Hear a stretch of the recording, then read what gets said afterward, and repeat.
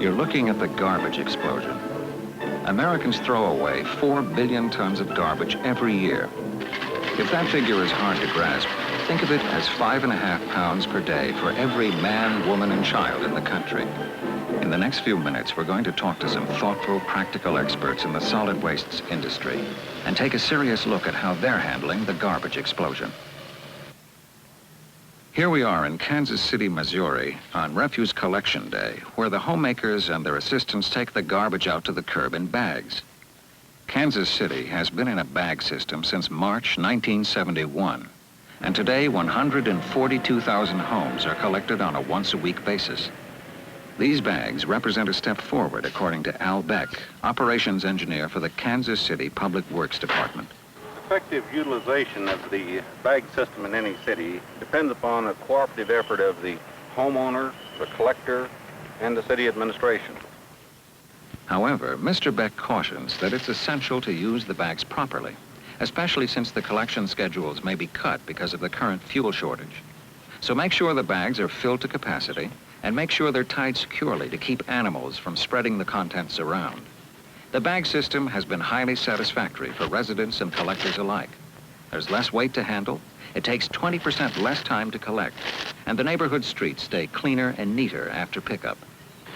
In Garland, Texas, they use the bag system too, and they have their own unique system for collecting the bags, this train.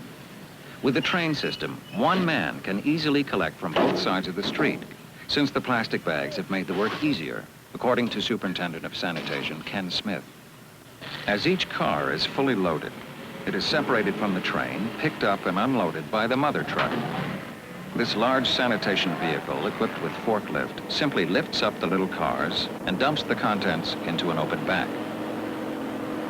The empty car will rendezvous with another two-man train, be rehitched, and go on to the next collection area. Now let's discover how plastic bags allow one machine and one man with good depth perception to collect garbage from between 900 and 1,000 homes per day. The man runs a collection vehicle called the Mechanical Bag Retriever, or MBR. The MBR was designed by Gulf oil engineers to cut down on manpower and operating costs. The crane arm swoops down and cages the bags, then lifts the bags and deposits them on a conveyor belt. The belt moves the bags to the back of the truck.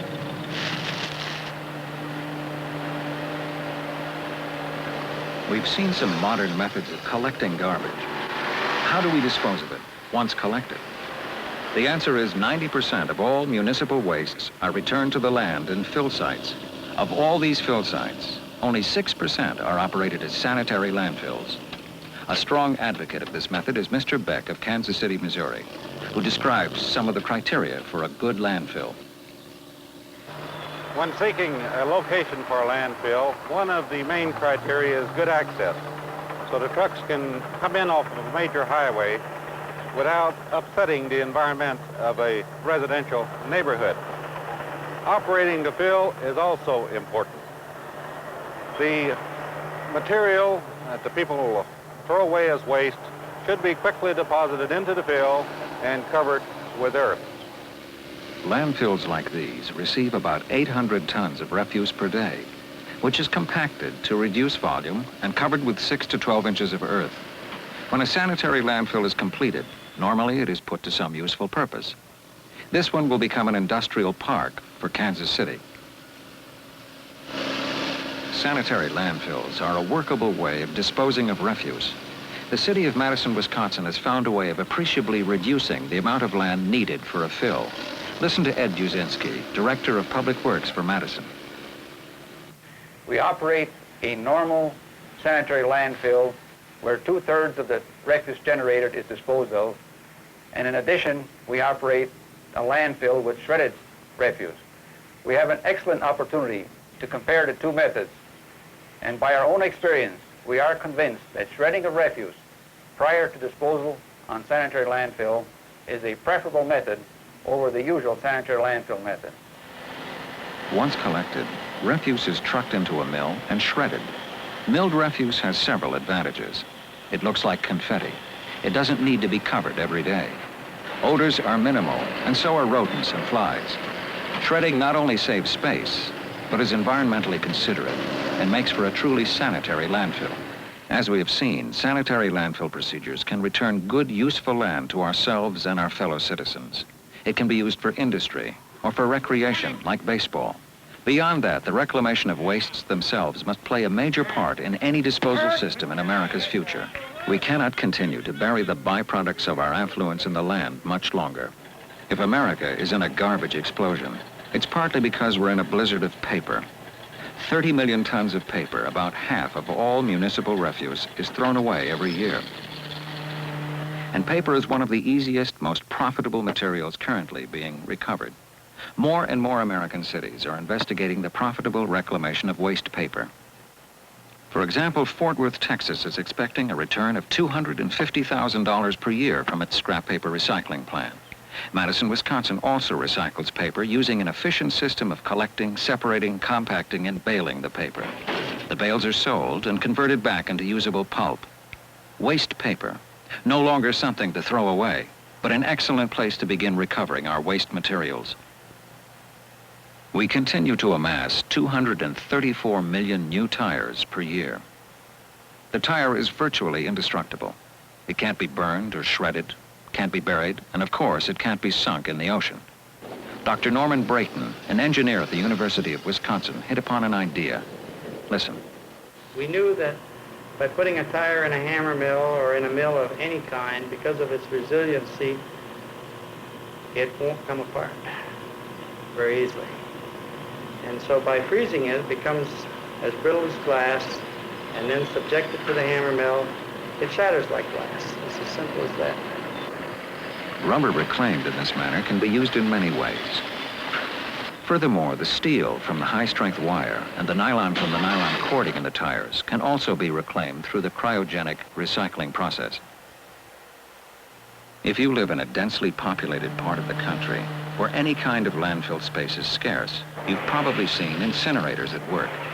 Because of inadequate design, most incinerators now being used cannot meet the standards of the Clean Air Act, passed in 1970, which regulates pollution emissions.